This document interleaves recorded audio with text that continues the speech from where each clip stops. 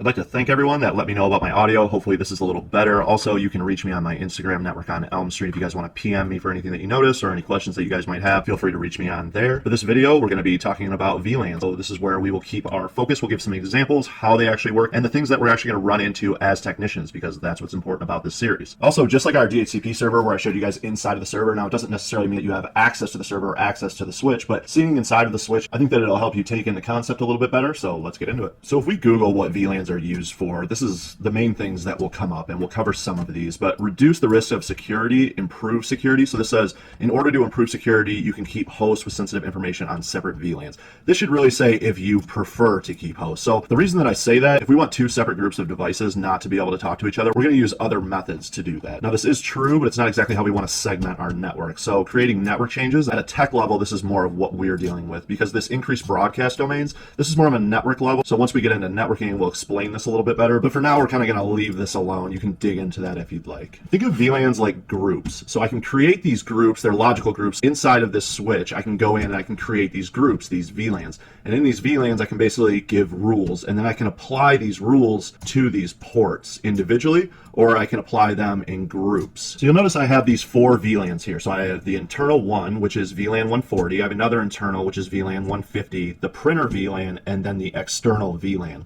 So what this means is, since this VLAN is programmed onto port 1, if I were to plug in my computer here, this port is going to have these directions. So it knows to reach out to the DHCP server and grab an IP of 10.249.140 from the scope. So the computer that I connected would be, let's say, .50. And the DHCP server also knows if it reaches out from this VLAN to go ahead and give it an IP address of .50. And if I plug my computer into this port here, it will follow this set of rules, or this set of directions that this VLAN is being programmed with, this VLAN 150. And most of the time we will have groups that are actually assigned. So all of these ports here are assigned to VLAN 160, which is our printer VLAN. We would connect printers to those. And if you've watched my other videos, you would know that we have an external connection. So to give you a quick example or a refresh, if we had these 4 ports here on our external VLAN, it would be using this 192.168, and this network cannot interact with any of our internals. So we make this VLAN 800, and it's using the 192.168. So in the example, let's say I have a kiosk and the customer can walk up and look at the products that we offer. I don't want them to be able to get onto our network from this kiosk in any way. So I would go ahead and connect this kiosk to one of these 4 ports. That way they're segregated from our internal network as security. So before we get into the nuts and bolts and how this thing actually works, I want to give you an example. That way it's easier to understand at a higher level. So let's say we have a new computer that's going into an office, and we plug the computer in, and on the other end in the server room, it's plugged into this port. And we understand how that all works because we've been watching all the videos, and because my videos are progressive, and we are, of course, liking and subscribing, right?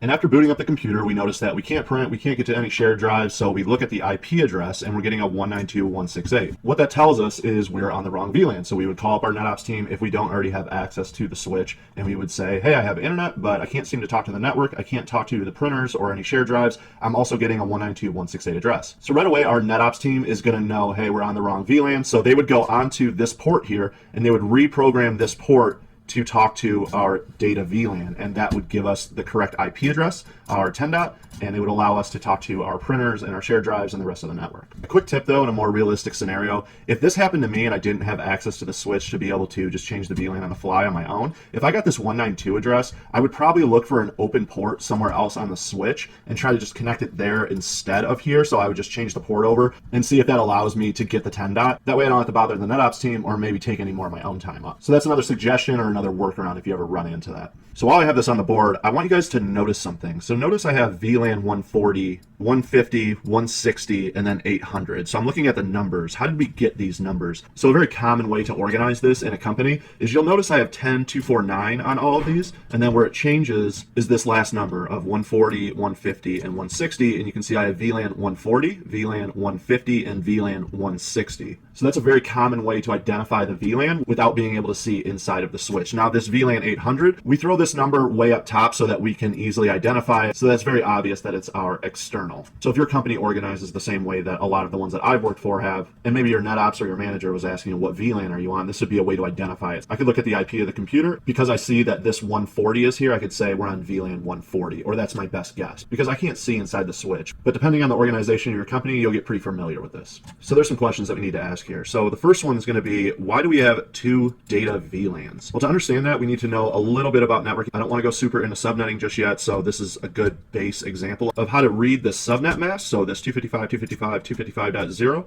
and how it works with the IP address. Now remember, we got this from our IP config, from our command prompt, and I just kind of moved it over to the 10 dot to fit the example, but I wanted to see where we were getting this and where these numbers are coming from. So you can see I have this 10.249.150.22, that's my computer's IP address, and then I have this subnet mask. So how do these two work together? Well, the first thing that we need to know is each one of these octet places can go from 0 to 255. So in this space here, this one here, this one here, and same thing with the subnet, these numbers cannot be lower than 0 and they cannot be higher than 255. So you'll notice that my subnet mask, these numbers are maxed out, these 3, and then this one's a 0. It means that anything with the 255 below the IP address is used for the network. So this portion here is all being used for the network, so it cannot be handed out to computers. So anything on this side we can hand out for devices, for computers or any kind of node that we're plugging in, printer or even an access point or whatever else you're plugging in. So in this example here, we can see that we have our 255, 255, 255. So 255 here, here, and here. So that means that this spot here I can use for my devices.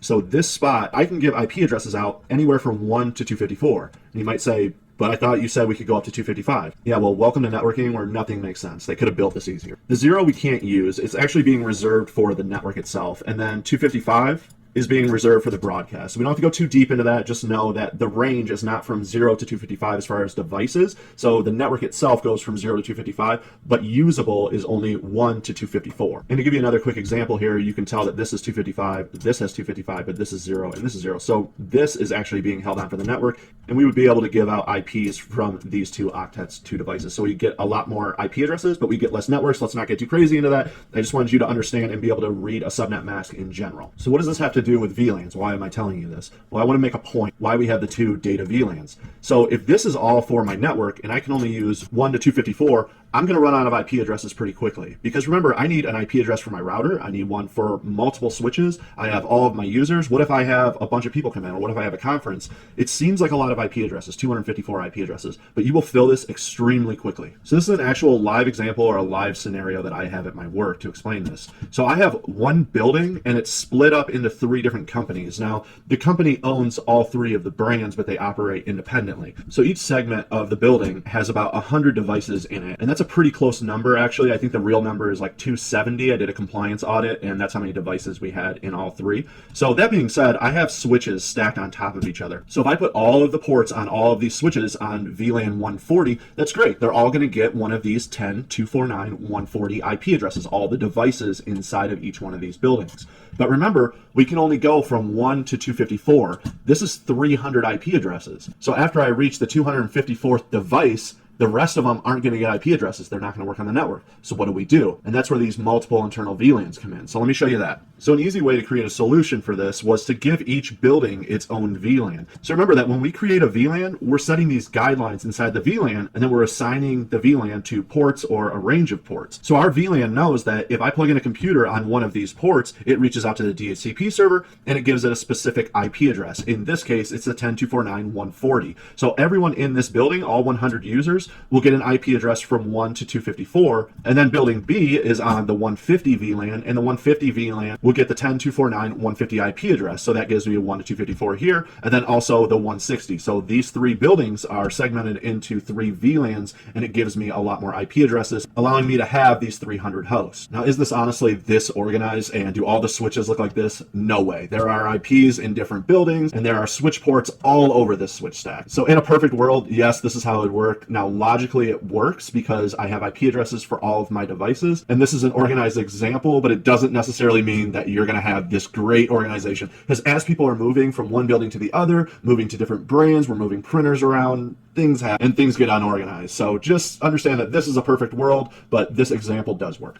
So something I want to go back to is this statement that we looked at in the beginning of the video. So improve security. In order to improve security, you can keep hosts with sensitive information on separate VLANs. Now, the example that I learned with VLANs was, let's say we have accounting here and we have sales here. So we don't want these 2 devices to be able to talk to accounting because accounting deals with sensitive information. So what this doesn't tell you is this isn't something that we're implementing. We're not segregating these 2 networks by implementing something. By default, VLANs cannot talk to each other. So as an example, let's say we have a PC and let's say we have have a printer, and they're both on the 140 VLAN. So the computer is 249.140.11, and then the printer is 249.140.30. So what happens is the computer sends the print, it makes it to the switch says, I know who that is, and it sends it to the printer, and he gets the print. But a scenario that I've run into is even in these 3 buildings, let's say everyone has their own printer in their own part of the building, but let's say we need to print in color. Now, buying a colored printer for each section of the building would kind of be a waste of money because we rarely print in color, but we do have the need. So we put in a colored printer, and let's say we put it on VLAN 150.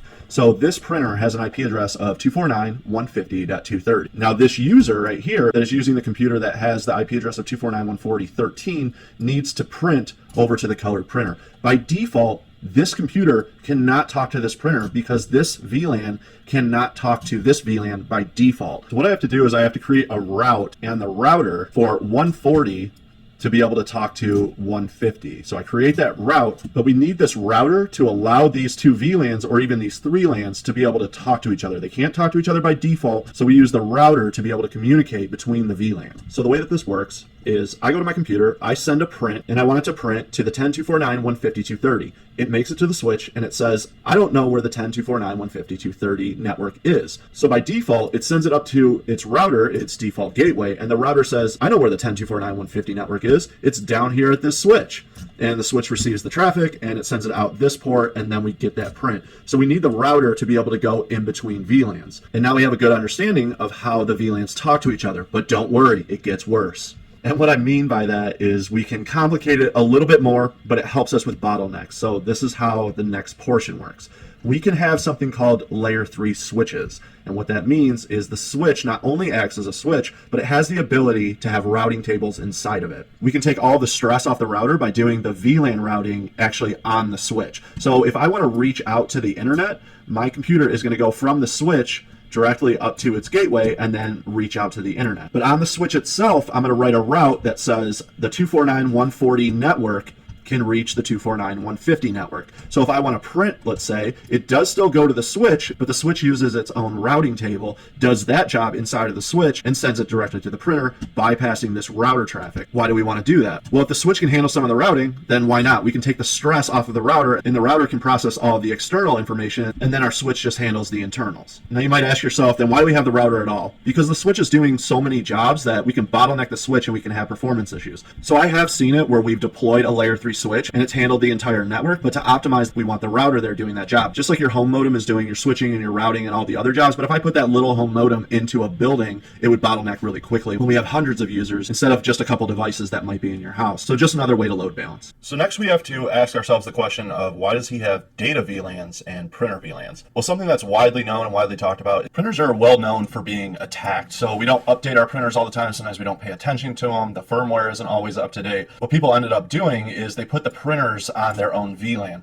Now most VLANs can talk to each other, so we have these routes and we'll get into that, but it became a common best practice. So people still do it to this day. And the outcome of it, at least for the companies that I've worked for, is that they still have this printer VLAN and some of them were locked down, but a lot of times it was used for other reasons. Just like I was saying, if you have a lot of printers on your network, you can take all of those printers off of that VLAN and gain those IP addresses. Another thing that's really common is that we static our printers. We have no need for this DHCP server. When a computer connects to this data port and it's on this VLAN 140, it's going to reach out to this DHCP. Well, if our printer has a static IP address, then the DHCP server is redundant. So what this ended up turning into is more of like a static VLAN when the two VLANs can talk rather than a security VLAN. Because remember, we're going to use other practices if we really don't want the two networks to talk to each other. So if we have these other devices like scan guns that we might have for shipping and receiving, or our printers that have a static IP address, or other internal devices that don't need DHCP, or rather they need a static IP address because maybe there's a host that's talking to them constantly, just like the example with the printers or the scan guns, put these things on this printer VLAN or this static VLAN. So if a company comes in with a device and it needs a static IP address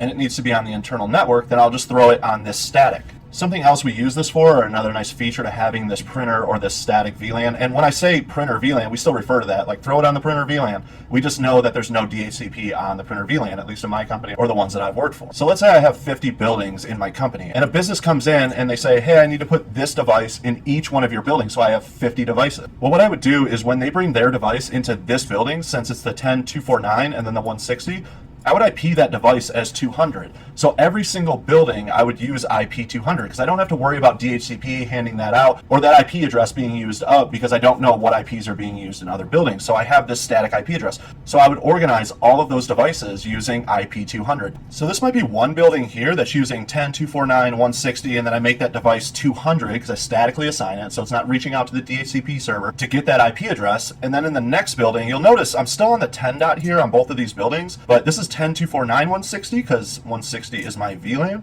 and then 10.227 is another network because these two buildings can talk to each other, but they need separate networks. But I'm still using my 160 organization here, so this is really what's dividing the buildings, is this 249, this 227, and then this 19. I have this 160 VLAN in all three buildings, and these three devices, they all share this 200 here. And the reason that that's important, so let's say someone calls in from this building here, this 10.19.160, and they say, hey, we're having a problem with that device that those people put in. It's not working. So right away, immediately, so I could look up what network the printers are using because they're usually pretty easy to find. You either have documentation or some kind of scanning tool that will tell you that. So I could say 10.19.160, and without having someone to go on site and look at the IP address, maybe a sticker on the IP address, or tracing the cable from the device back to the switch and then looking at the IP address that it's actually pulling, I will just know all of those devices are using 200. Then I can immediately just start pinging that device, start troubleshooting it, and looking at it. So that's one of the reasons that we use this printer or this static IP address, depending on the company that you work for. Some companies do have this segregation between data and printers, but it's less and less common with other devices in place that we can actually make sure that these two don't talk. But if you're going to install a printer and they say, hey, I program port 28 to the printer VLAN, so go ahead and plug into that. That's their reason, is because that IP address or that static IP address needs to be on that VLAN or that static VLAN, depending on what they're using, for those devices to talk and to work. Okay, so I want to give you guys this. Now, you may not have access to this, and it's actually really hard to look at when people are trying to explain it and they're showing you all of this. So I want to explain a little bit. Now, I'm not teaching you guys switching, so don't panic and say, I don't know how he got into this. I don't know these commands. What command did he use? I got to look that up. You don't. This is just an example. Just like the DHCP example, when we got into the server, you probably won't have access to the server right away, but it's really important that you guys see what is actually going on in the background. And I think that it'll cement these examples into your head when you can see these, and it'll give you some interest in it. So this is an actual switch. I have it behind me here, and this is the example that we were using. So remember that we are plugging in a new computer to a new office, and we plugged it into, let's say, port 4. Now, as a side note, Cisco switches use odds on the top and evens on the bottom. So this is port 1, port 2, port 3, and port 4. So we plugged it into port 4, and we're getting that 192 address. Remember, we can't get into it. We have internet access, but we don't have network access. We can't contact our printers, our shared drives, whatever other internals that we might have set up. Now, this is a lot more simple than you guys think. So this is port 1 up here at the top left. And look, this is interface gig Ethernet 101. We'll explain that when we get into networking. I'll explain how we connect to this stuff, and I'll explain all of the commands that we use. But for now, this port right here, port 1, is right here, port 1. And these are the rules that we've been talking about. But if you notice, we have switch port access VLAN 140. So port 1 is on the 140. So again, we've set up this computer, but we have no internal network access, right? So look at it. We're in port 4. Here's port 4. Which VLAN are we connected to? That's 800. That's that 192. That's that external. So why is this? It could be because we have an old kiosk that used to be plugged in right here. And this port could have been programmed for VLAN 800 for it to go out that customer or that external Wi-Fi so it doesn't touch our network. And over the years, maybe we've just unplugged this cable. So you set up a new office, you realize you didn't have any link light. So you go into the server room, you connect from that patch into the switch, and that happened to be the open port that you saw. So again, we can try another port, but if there isn't one, we don't want to just start unplugging things. Because if things don't have a link light, it doesn't mean that there's not something connected on the other end. It could just be that the computer shut down for the day. Maybe the person went home for the day. So we don't want to generate another ticket by just unplugging something. But maybe there's no more open ports up here. So we call up our NetOps team. We say, hey, I installed a new computer. I'm pulling a 192 address. I can't get on the internal network. It seems to be going out the external. So what they're going to do is they're going to say, okay, what port are you plugged into? Now they should be labeled, but you might have to do a little bit of investigation with them there to figure out which switch is actually port 4. Because if you just say port 4 and we have 4 different switches, they're going to say, okay, port 4 on what switch? So if there's not a label, they'll work through that with you. But let's just say we've identified port 4. So they're going to go onto the switch. They're going to look and they're going to say, all right, I got port 4 here. And yep, it's going out the 800. So it's going to pull that 192 address. So they will go on here. They see port 4, 800. So they're going to make that change.